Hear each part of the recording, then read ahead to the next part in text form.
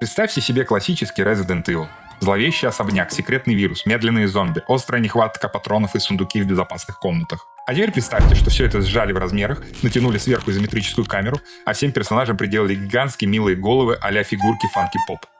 Знакомьтесь, Heaven Dust — инди-хоррор от двух китайских разработчиков, которые я ласково называю чиби-резик в презике. Это абсолютно бесстыдный, но сделанный с огромным уважением оммаж классики 90-х. Сегодня мы посмотрим на нее и решим, стоит ли это компактная сушка вашего вечера, или милые зомби — это окончательный приговор для любой атмосферы.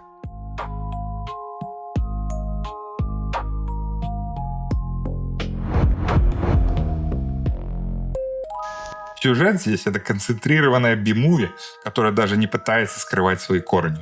У нее есть злобная корпорация Stardust, которая еще в 1970-х годах проводила неэтичные эксперименты над кровью примитивного племени Торкуэ из Новой Гвинеи. Кровь аборигенов давала потрясающую регенерацию, вирус пафосно назвали «Небесная пыль». Отсюда и название игры. И сюрприз-сюрприз — бессмертие. Однако бессмертие оказалось маленьким побочным эффектом в виде гниения заживо и непреодолимого желания жрать своих коллег. И вот посреди всего этого хаоса наш безымянный герой просыпается в секретном особняке, который служил прикрытием для лаборатории. Эксперимент явно вышел из-под контроля, и теперь нам нужно выбираться. Продвигаясь по мрачным коридорам, мы пытаемся восстановить картину произошедшего. Сюжет подается по классике через разбросанные повсюду записки. Читая их, мы все больше узнаем о природе и небесной пыли, о самом особняке и о людях, которые здесь работали. В бумагах постоянно мелькают имена. Сам директор, некий Томас, пытающийся выжить, и загадочный парень по имени Стив. Однако, стоит признать, выстроить из этого по-настоящему захватывающий нарратив у игры, увы, не получается. Большинство дневников раскиданы по таймлайну. И собрав их вместе, вы не получите цельной картины. Скорее, это просто бытовые зарисовки из жизни персонала и незначительные детали, которые в итоге привели к тотальному. Но игра все-таки приберегла козырь в рукаве. Когда дело доходит до развязки и на сцену выходит финальный босс, эдакая мутировавшая тварь, выглядящая так, словно Уильям Биркин родил от Немезиса, нам выкатывают главный сюжетный твист. Наш безымянный протагонист внезапно обретает личность. Оказывается, тот самый Стив, о котором мы столько читали в разрозненных записках, это и есть мы. Ну а дальше хлестко мы надаем по щам Немезису, запускаем систему самоуничтожения и бежим на выход, где нас встречает армия спецназовцев. Если визуал тут милый, то геймплей старается бить тебя под их кованым сапогом. Хочет выглядеть как деселированный хардкорный survival хоррор старой школы, с атмосферой, которая отгрызет тебе жопу. Во-первых, инвентарь. 6 слотов. Всего 6. Ты будешь плакать кровавыми слезами, выбирая между лечебной травой, сюжетным ключом и лишней обоймой. Постоянный бэктрекинг до безопасной комнаты с магическим сундуком — это основа местного выживания. Во-вторых, боевка. Стоишь на месте — стреляешь. Двигаешься — не стреляешь. Классика. Вкупе с очень жирными зомби, которые впитывают пули как губки, это заставляет тебя высчитывать каждый шаг. Иногда выгоднее просто получить по лицу или пробежать мимо, чем тратить драгоценный магазин пистолета. Система лечения перенесена один в один, смешиваем зеленую и красную траву. Прямо ощущаешь религиозное преклонение перед Resident Evil. В-третьих, левел дизайн. Разработчики настолько фанатеют от первой части Резика, что буквально скопировали структуру особняка Спенсера. Тут есть восточное крыло, западное крыло, центральный холл и секретные подвалы. И, наконец, загадки. Мое почтение. Это не просто найди синий ключ от синей двери. Игра заставляет твой мозг работать.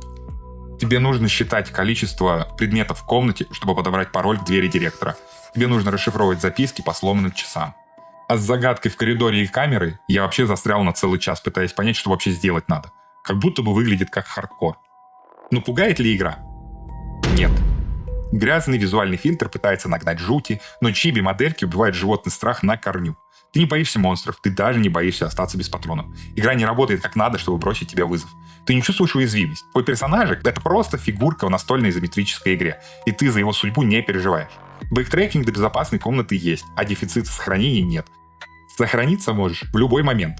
Как я говорил, боевка с поклонением классики, и даже кажется, что постарались поставить тебя перед выбором. Или трать патроны, или пробегай. Но вот с дефицитом патронов тоже беда. Они валяются на каждом углу. А еще их можно крафтить из гильзы и пороха. Гильзы спавнятся регулярно. Был бы порох. А его можно купить за монетки, которые выпадают с зомбарей. С другой стороны, игра как будто бы и не нацеливается на передачу атмосферы трушного survival. И вот совсем непонятно, что хотели сделать разработчики.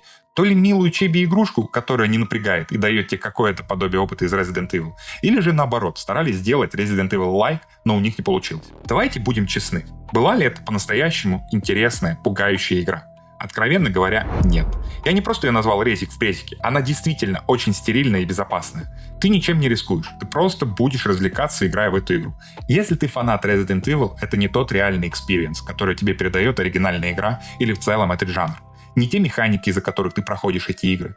А если ты просто хочешь поиграть во что-то очень похожее, но не любишь напряга и хотел просто провести прикольный вечерок, тогда это очень неплохой реверанс в сторону классики. Если ее оценивать как survival horror по всем правилам этого жанра, то она на крепкую 3, максимум на 4. И эту 4 я дать готов только за то, что разрабы взяли то самое хорошее от классического Резидента и перенесли это в изометрию, отбросив откровенно устаревший мусор. Но проблема в том, что игра ощущается очень по-детски. Сидеть перед большим монитором или 4К телевизором с геймпадом и играть в этот чили-сад чувствуешь себя очень глупо. Гораздо лучше она играется на Steam Deck. Я постоянно сижу на разных порталах и вижу невероятную, почти религиозную секту. Стоит кому-то спросить, нахрена вам этот кирпич, почему не играете на нормальном ПК, как портативные бояре моментально откусывают ему башку. И знаете что? В случае с такими играми они чертовски правы. Габен реально красава. Heaven Dust — это идеальная игра для Steam Deck. То, что на большом экране кажется дешевой мобилкой, в портативе превращается в уютнейший survival опыт. Лежа в кровати перед сном, ковыряться в 6 слотах инвентаря и отстреливать головастых зомби — это отдельный вид медитации. Формат устройства искупает все грехи. Я буквально начал ощущать игру совершенно по-другому, когда перешел играть на свой Steam Deck. Это очень классный опыт, и он играет совершенно новыми красками. Поэтому вердикт. Если вы играете на ПК, на свой страх и риск. Или из большой любви к жанру и клонам резика. Если нет, можете смело проходить мимо. Но если у вас дек, обязательно к ознакомлению. И у меня вопрос к той самой богоизбранной аудитории. Владельцы Steam Deck, пишите в комменты, какие еще хорроры идеально зашли именно вам в портативе. Жмите лайк, подписывайтесь. Увидимся, выжившие!